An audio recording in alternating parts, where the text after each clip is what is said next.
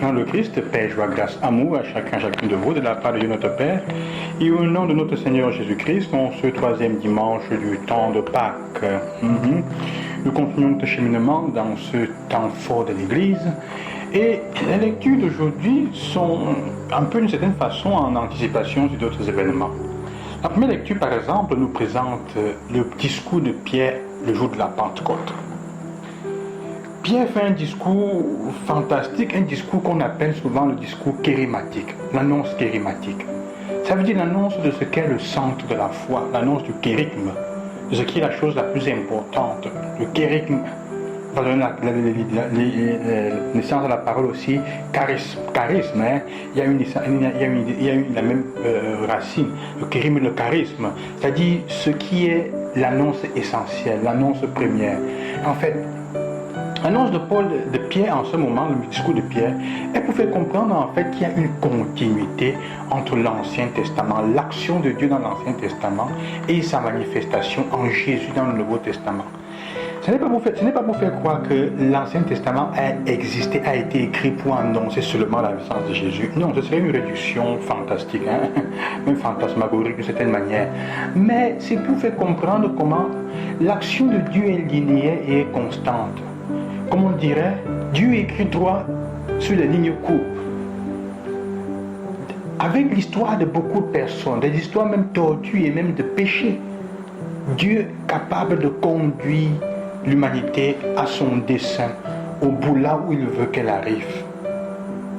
Ce n'est pas qu'il force, mais il conduit, accompagne notre histoire de telle manière ce qu'il a prévu, ce qu'il a dans sa tête, on peut dire comme ça, non, dans sa tête, ce qu'il veut pour l'humanité, il trouve les personnes qui sont disposées à se laisser guider pour que cela arrive, à travers eux.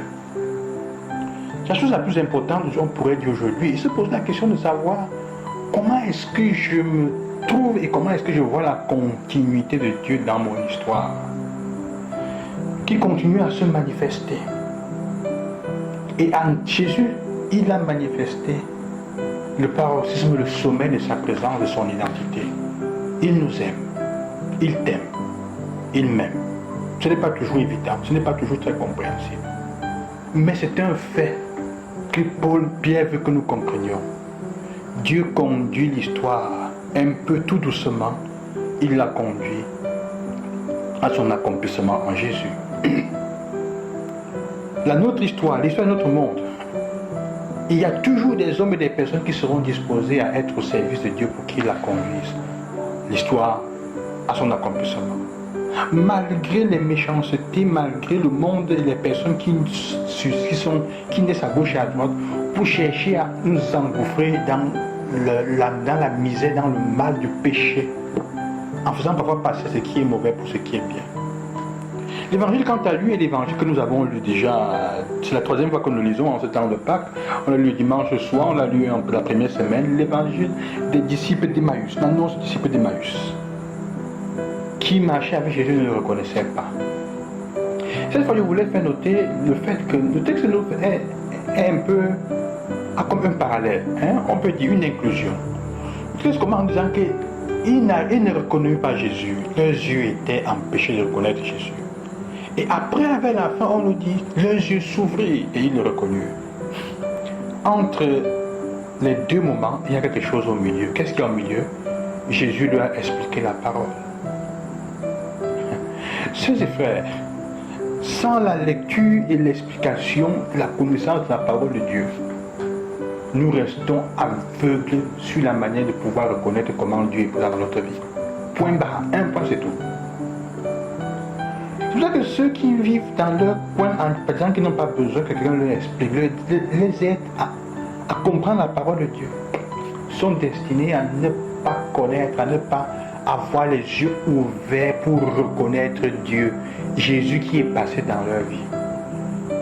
Attention, ils ne le reconnaissent qu'après avoir écouté. C'est quand ils ont écouté la parole de Dieu qu'ils sont capables, qu'elle est capable de les aider à relire leur expérience. La parole de Dieu nous aide à relire l'expérience que nous avons faite.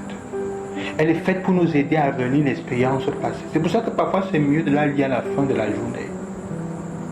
Seigneur, la relis, de relire sa vie. Fais une relecture de sa journée à la lumière de la parole de Dieu. Ce qu'elle nous enseigne. Comment c'est allé? Où est-ce que j'ai pu reconnaître Dieu qui passait avec moi, qui marchait avec moi? Quelles sont les caractéristiques de Dieu qui marche avec moi? Jésus, c'est ce qu'il leur explique. Évidemment, ce serait intéressant de savoir quels sont les passages bibliques que Jésus a expliqués, mais ce n'est pas aussi capital. L'important, en fait, c'est que c'est à travers lui-même, c'est en connaissant sa volonté, ce qu'il veut, que nous serons capables de comprendre comment il se manifeste dans le quotidien et dans notre vie. Est-ce que jusque maintenant, depuis que la semaine qu'on a commencé, tu as pu reconnaître Dieu qui passe dans ta vie? Parce qu'il y a une semaine, j'apparais déjà. Est-ce qu'il y a des éléments qui t'ont pu dire, avec lesquels tu peux dire non? Cette semaine, je reconnais, Dieu était ici. Ici, j'ai rencontré le Seigneur. Mes yeux se sont ouverts. Est-ce que tes yeux se sont ouverts cette semaine? Si oui, rends grâce à Dieu. Sinon, ne te décourage pas. Continue à demander au Seigneur de pouvoir t'éclairer à travers les Écritures. Je vous bénis au nom du Seigneur en préparation aux prochaines fêtes. À demain, loué soit Jésus-Christ le ressuscité.